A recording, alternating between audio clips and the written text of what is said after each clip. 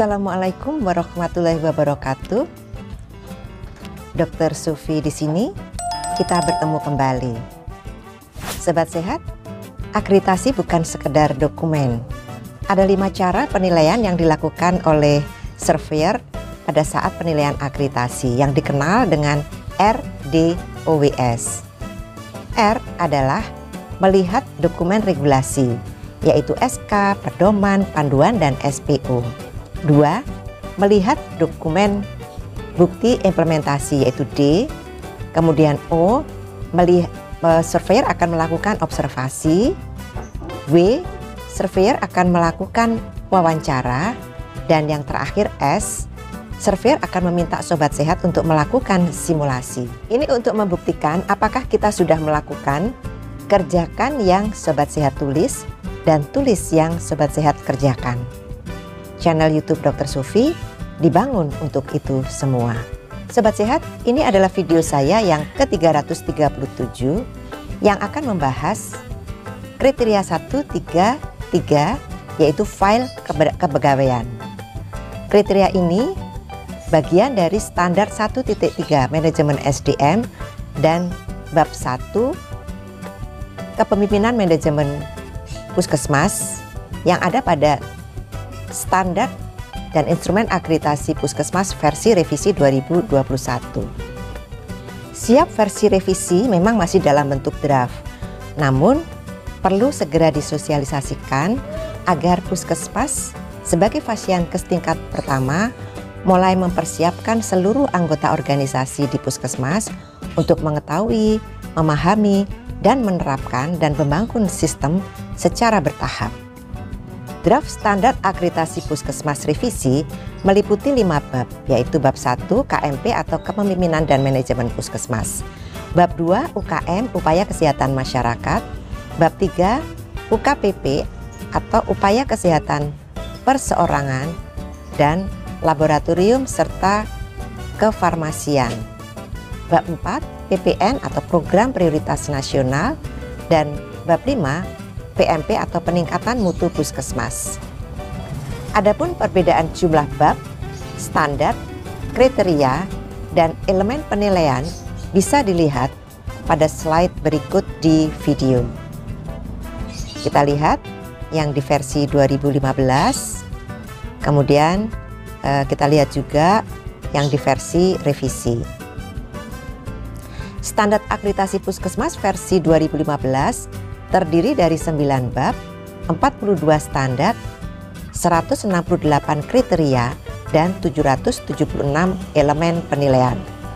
Sedangkan standar akreditasi versi revisi terdiri dari 5 bab, 34 standar, 78 kriteria, dan 297 elemen penilaian.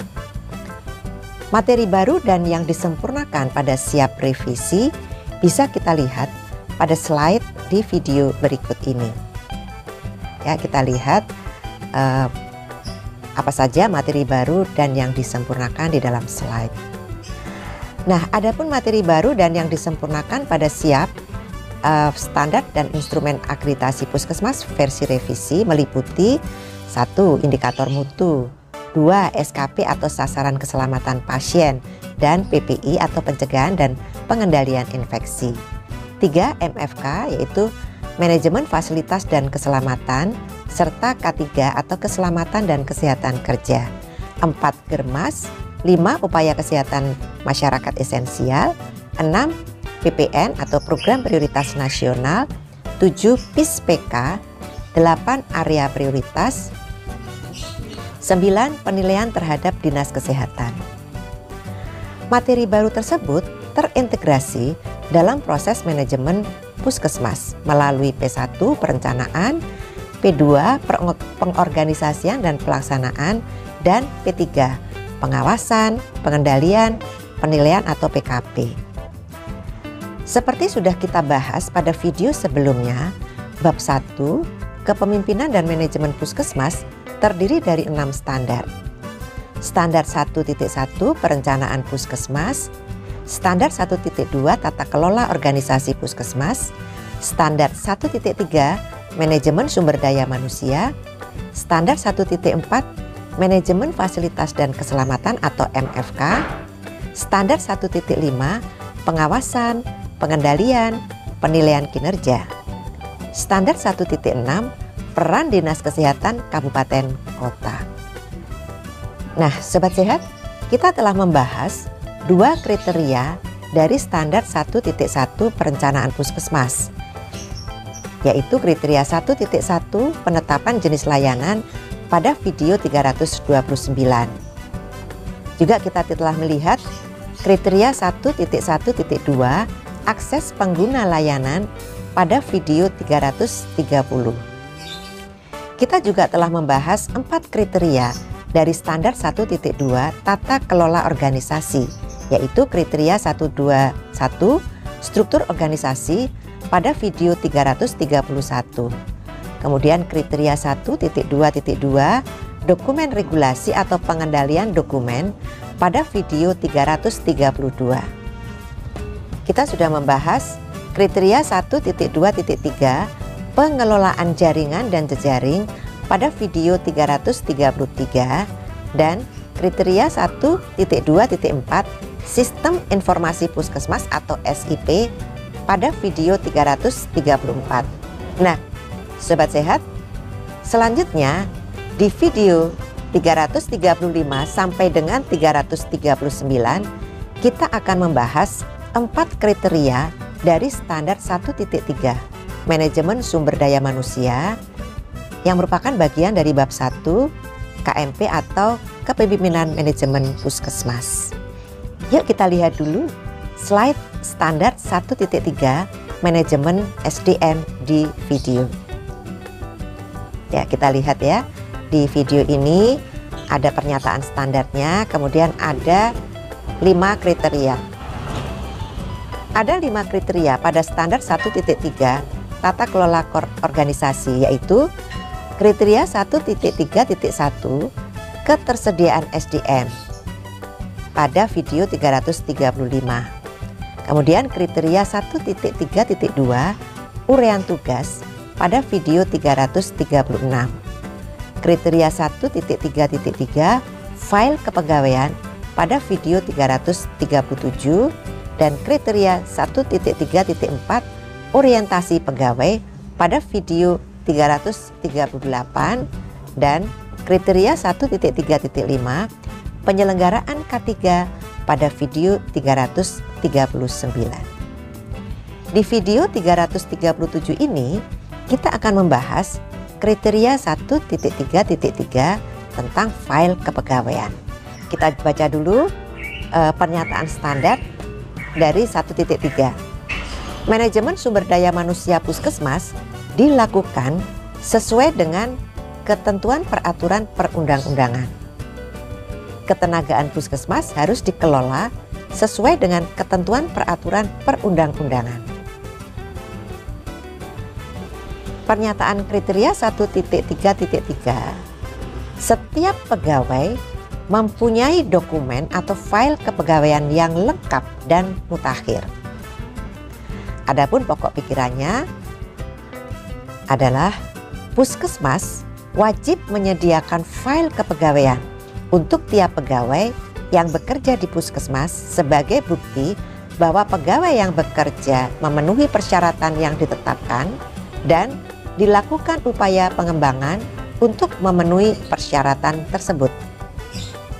Tenaga kesehatan yang bekerja di puskesmas harus mempunyai surat tanda registrasi atau STR dan atau surat izin praktik atau SIP sesuai ketentuan peraturan perundang-undangan.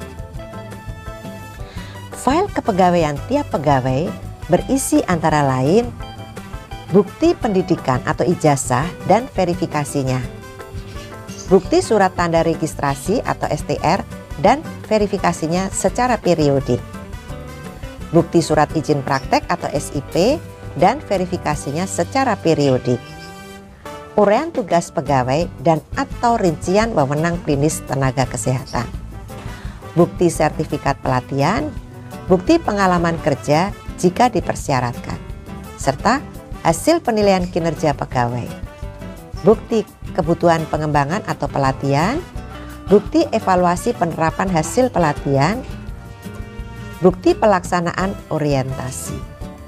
Jadi itu tadi yang kita sebut adalah file yang seharusnya ada di dokumen keeper yang tersimpan di kepegawaian.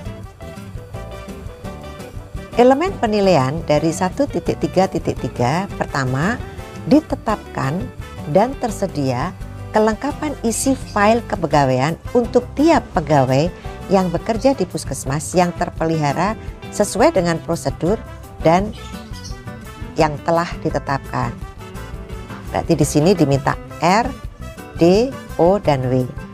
Kemudian yang kedua, dilakukan evaluasi dan tindak lanjut secara periodik terhadap kelengkapan dan pemutakhiran data kepegawaian. Di sini, surveyor akan melihat dokumentasi dan melakukan wawancara. Selanjutnya kita akan melihat satu slide yang menjelaskan apa yang perlu Sobat Sehat persiapkan untuk memenuhi kriteria 1.3.3 elemen penilaian 1 dan 1.3.3 elemen penilaian 2. Ya, ini kita lihat di dalam video slide-nya. Dari slide tersebut dapat dilihat yang harus dipenuhi dalam elemen penilaian 1.3.3 elemen penilaian 1 dan 1.3.3 elemen penilaian 2 adalah: pertama, dokumen file kepegawaian yang lengkap dan mutakhir untuk setiap tenaga puskesmas.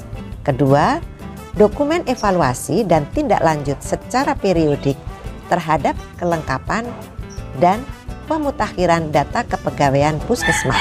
Tentu selain itu, Sobat Sehat harus mempersiapkan diri untuk diwawancarai. Sobat Sehat, silakan melihat secara lebih rinci pada draft lampiran 1 Permenkes RI tentang standar dan instrumen akreditasi puskesmas edisi 2 versi 200 2021. Demikianlah Sobat Sehat, di video 337 ini kita telah membahas kriteria 1.3.3 file kepegawaian yang merupakan bagian dari standar 1.3 manajemen sumber daya manusia dan bab 1 kepemimpinan manajemen puskesmas dari SIAP versi revisi. Kita akan bertemu kembali di video 338 yang akan membahas tentang kriteria 1.3.4 orientasi pegawai. Ini juga masih berasal dari standar 1.3 manajemen sumber daya manusia. Sampai di sini dulu ya. Saya tetap mengundang masukan dan diskusi dari Sobat Sehat. Silakan sampaikan di kolom komentar. Semoga selalu sehat. Wassalamualaikum warahmatullahi wabarakatuh.